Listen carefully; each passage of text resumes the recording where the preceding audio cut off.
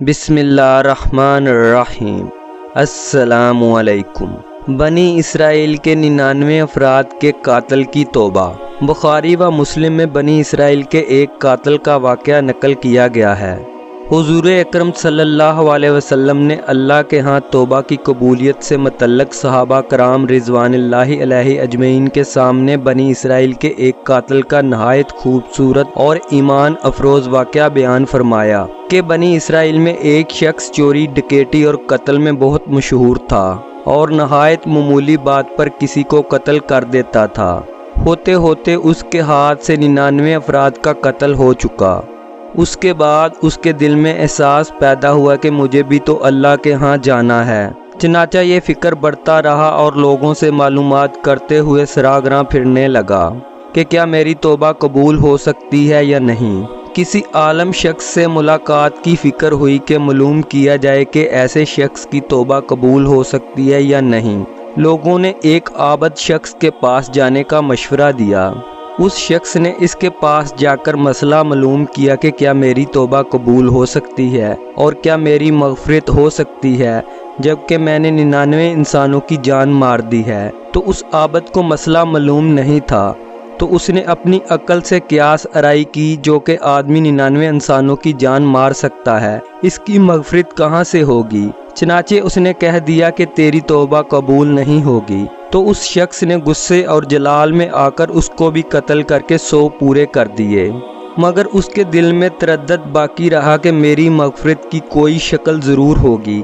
اس لیے اس نے لوگوں سے پھر معلومات کا سلسلہ جاری کر دیا کہ روح زمین میں سب سے بڑا عالم کون ہے، اس سے جا کر کے معلوم کروں گا، وہی صحیح مسئلہ بتا سکتا ہے۔ آخر لوگوں نے اس کو بتلایا کہ فلاں جگہ ایک عالم رہتا ہے، اس سے جا کے معلوم کرو۔ چنانچہ اس نے اس عالم صاحب کے پاس جا کر اپنی زندگی کی کارگزاری سنائی اور 100 آدمیوں کو کس طرح سے قتل کیا ہے سارا کارنامہ سنا کر معلوم کیا کہ اب بتلائیے کہ میری توبہ قبول ہو سکتی ہے یا نہیں۔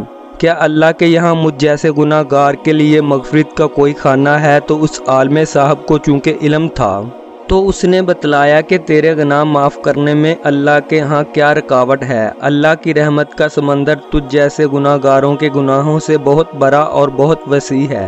چنانچہ اس عالم صاحب نے مشورہ دیا کہ تم فلاں جگہ سفر کر کے جاؤ، وہاں کچھ اللہ کے بندے رہتے ہیں، ان کا مشغلہ صرف اللہ کی عبادت ہے، ان کے ساتھ مل کر اللہ کی عبادت کرو اور نادم ہو کر اپنے گناہوں کی معافی مانگو، انشاءاللہ تمہاری مغفرت ہو جائے گی۔ جب اس شخص نے آدھا رستہ طے کر لیا تو ملک الموت آ گئے اور اس کی موت ہو گئی۔ اب اس کی روح لے جانے کا مسئلہ کھڑا ہوا۔ آسمانوں سے رحمت کے فرشتے بھی آئے اور عذاب کے فرشتے بھی۔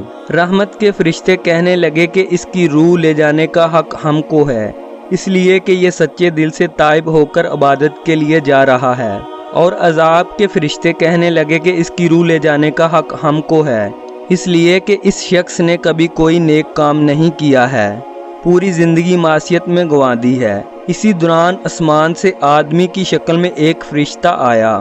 بعض روایات سے معلوم ہوتا کہ یہ آنے والا فرشتہ حضرت جبرائیل علیہ السلام تھے۔ چنانچہ اس فرشتے نے تشریف لا کر ان دونوں طرح کے فرشتوں کے درمیان یہ فیصلہ کیا کہ دونوں طرف کی مسافت ناپ کر کے دیکھ لو کہ جہاں سے آ رہا ہے وہاں کی مسافت قریب ہے یا جہاں جا رہا ہے وہاں کی مسافت، لہٰذا جہاں کی مسافت قریب ہو اس شخص کو وہاں والوں میں شمار کر دیا جائے۔ چنانچہ دونوں طرف کی زمین ناپ کر دیکھی گئی تو جہاں جا رہا تھا وہاں کی مسافت جہاں سے آ رہا تھا اس کے مقابل میں صرف ایک بالشت قریب ہے۔ چنانچہ فیصلہ ہوا کہ مقام معصیت سے مقام عبادت صرف ایک بالشت قریب ہے، اس لیے رحمت کے فرشتوں کو اس کی روح لے جانے کا حق ہوگا۔ چنانچہ اللہ کی طرف سے اس کی مغفرت کا اعلان ہو گیا۔ ایک روایت میں آتا ہے، قتادہ رضی اللہ عنہ فرماتے ہیں، حسن رضی اللہ عنہ نے فرمایا کہ ہم سے یہ ذکر کیا گیا ہے کہ اس شخص کے پاس جب ملک الموت آیا تو وہ شخص سینے کے بل اس سرزمین کی طرف گھسیٹتا گیا۔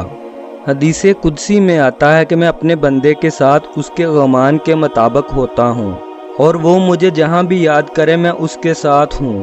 باخدا اللہ تعالیٰ اپنے بندے کی توبہ سے اس سے زیادہ خوش ہوتا ہے جتنی خوشی تم میں سے کسی ایسے شخص کو ہوتی ہے جس کا جانور بیابان میں گم ہو کر پھر اسے مل جائے۔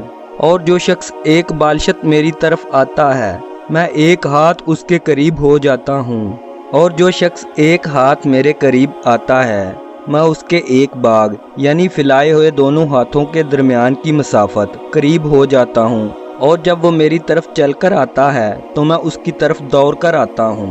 معلوم ہوا کہ انسان جب بھی سچے دل کے ساتھ توبہ کرے گا تو اللہ تعالیٰ ضرور توبہ قبول فرمائیں گے۔ انشاءاللہ یہ واقعہ خصوصاً ان حضرات کے لیے حوصلہ افزائی اور معاونت کا سبب ہے جو کہ بڑے بڑے گناہ کر کے اب میوسی کی زندگی گزار رہے ہیں، کیونکہ شیطان انہیں میوس کرتا ہے۔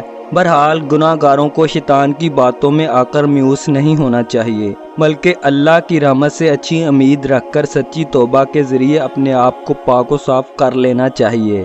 اللہ تعالی ہم سب کو عمل کرنے کی توفیق عطا فرمائے، آمین یا رب العالمین۔ جزاک اللہ۔